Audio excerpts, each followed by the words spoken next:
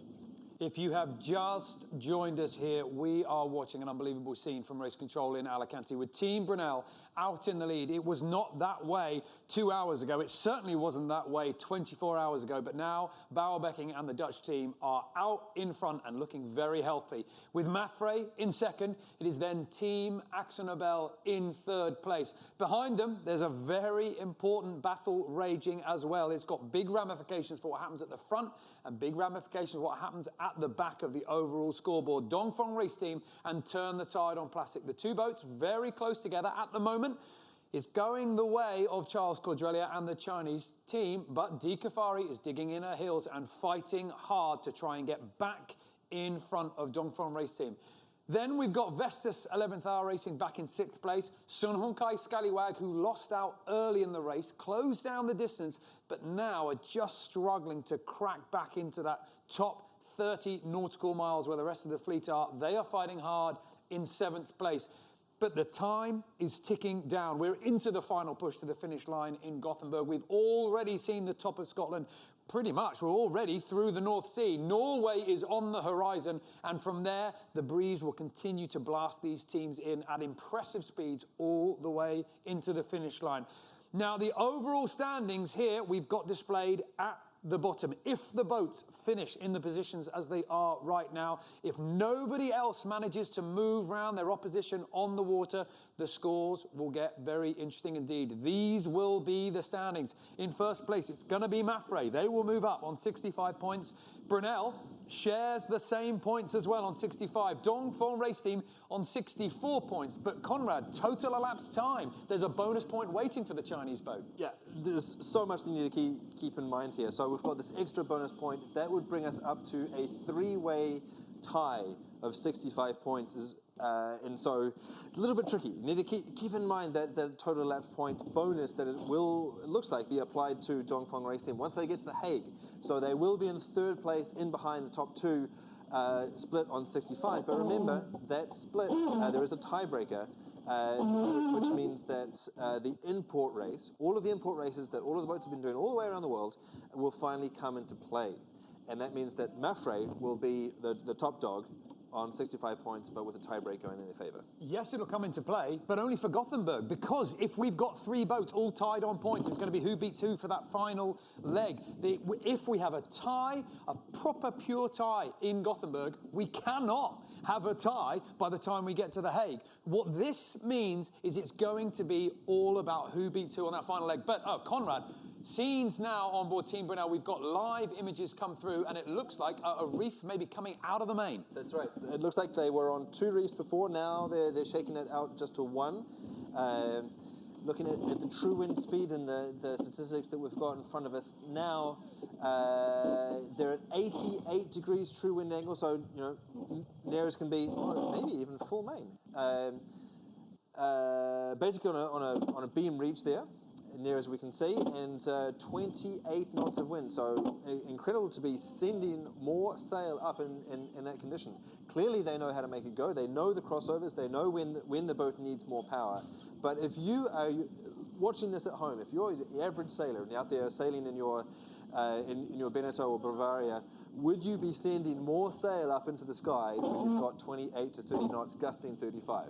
What a thought. I mean, it's fair to say the Team Brunel, at this point, don't look like they know how to go slowly. As soon as they want more power, they know where it is, they find the extra sail area, they put it up in the sky. Now, what this will mean is that on the tracker, momentarily, Mafre will make some gains back, because Team Brunel, they will have had to slow. They will have had to just depower a little bit to get that sail back up. But now we're going to start seeing some big speeds. We've certainly seen some big heel.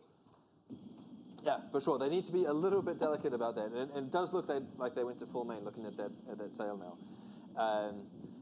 Now, let's just wait and look what we've got here. So we've got the J2 and the J3 pulling hard at the front of the boat. The jockey pole is out on the port or leeward side, holding that sail, the leech of the sail, open to allow you a really, there we go, again, confirmation, full main in these conditions on a beam reach in 30 knots. Incredible. These guys are sending it. It is absolutely amazing. Now, keep an eye on the tracker. well, I hope that you're going to be keeping an eye on the tracker for the next 12 hours all the way through until this leg is done. But let's see if they extend with this. Now, we should just point out that Mafre would love to have the view that us and the viewers have right now. We know what the team are doing on board. We know how they're setting the boat up. We know what sails they're using, where the stack is, how hard they're working. Mafre are being forced to guess. I mean, they're close by, but we know from what the sailors have been saying, the visibility isn't great. So they're not able to spy on each other. It's us that knows everything. The sailors, they're just going to have to use their own instincts. Well, it's us that knows everything. And you, the viewer, sitting at home, you have got a pretty privileged position in here. And now with 0.5, 0.6 miles separating the boats out on the water, sure, Matt Frey on the red boat behind them, they can be getting the binoculars out and looking and seeing. Maybe they would have seen that happen. But with the amount of spray and craziness that we're seeing out on the water at the moment, trying to spy on each other on a bouncing pogo stick of a boat, being sprayed in the face with carefully cleaned optics on the binoculars is going to be very tricky indeed. Or just once again, just to reiterate how many miles we've got left to go. I mean, we really are getting into the final stages here, but still, I mean, it's pretty unpredictable. If you're going on current form, yes, it's got to be with Team Brunel. They have absolutely charged over the last 5-6 hours, but you cannot rule out Mafre. You cannot rule out Team Axonabel, Dongfeng Racing, and even Turn the Tide on Plastic, who are now performing higher than we've ever seen in this race. Vestas 11th Hour Racing, they are still within touch. And we've seen Charlie Enright and Mark Tao put it on the cards when it has mattered. So again, Vestas 11th Hour Racing could slip by. Turn the Tide on Plastic, Dongfeng Racing, Team Axonabel, Team Brunel are going to have to be worried. And I'm guessing that is why we're seeing them going a slight dip in the breeze. Right, full main, hang on, maximum speed. We're going to put it all on the line. Yeah, absolutely. I don't want to put words in the mouth of the team. But I really feel like this is an all or nothing stretch. To put this in historical perspective, remember this is the 8th participation for Bauer Becking. He's, as you said earlier, Niall, he's been on the podium 5 times. He has never, ever, ever won the race. He's not coming back to this race. He has declared that he has done. He said that before, mind you. But he said that finally he is done with the Volvo Ocean race. And so this right here, this period of 24 hours will define his career. Well, we are going to stay with all the action just developing hour by hour, minute by minute on the water on leg 10. We have got our helicopter waiting for the fleet in Norway, and the plan is to go live 1300 UTC for the Daily Show as our helicopter and camera crew hover over the fleet and bring us the images of what is going on right now as all the teams fight for the remaining points. We've had our onboard reporter Sam Greenfield down below on Team Brunel giving us all these incredible insights to how the race has been going. Team Brunel are in the lead, but Mafre are fighting hard. We're going to be back with you at 1300 UTC to keep you updated about this fierce battle going on the water right now.